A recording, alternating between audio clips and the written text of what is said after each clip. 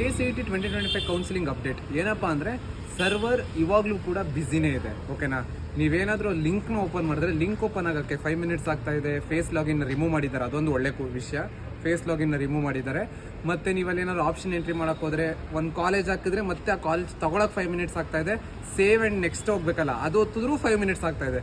ತುಂಬ ಸ್ಲೋ ಆಗಿಬಿಟ್ಟಿದೆ option entry process. ನೀವು ಮಿನಿಮಮ್ ಅಂದರೆ 2 ಅವರ್ಸ್ ಕುತ್ಕೋಬೇಕು ಒಂದ್ಸಲ ಆಪ್ಷನ್ ಎಂಟ್ರಿ ಮಾಡೋಕ್ಕೆ ಸ್ಟಾರ್ಟ್ ಮಾಡಿದ್ರೆ. OTP ಈಗ ನೀವು ಲಾಗಿನ್ ಆಗಿದ ತಕ್ಷಣ OTP ಹಾಕಬೇಕು ಅಂತ, OTP ಹಾಕೋಕ್ಕೆ 5 ನಿಮಿಷ ಟೈಮ್ ಕೇಳ್ತಾ ಇದೆ.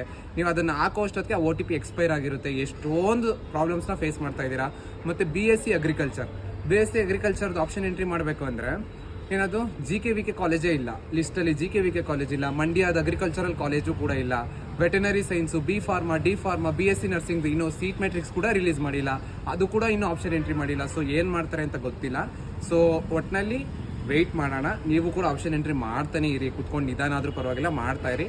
ಸೊ KEA ದವರು ಬೇಗ ಸರ್ವರ್ನ ರಿಸಾಲ್ವ್ ಮಾಡಿ ಅಂತ ಕೇಳ್ಕೊಳ್ಳೋಣ. ಓಕೆನಾ, ಅಷ್ಟೇ. Thank you.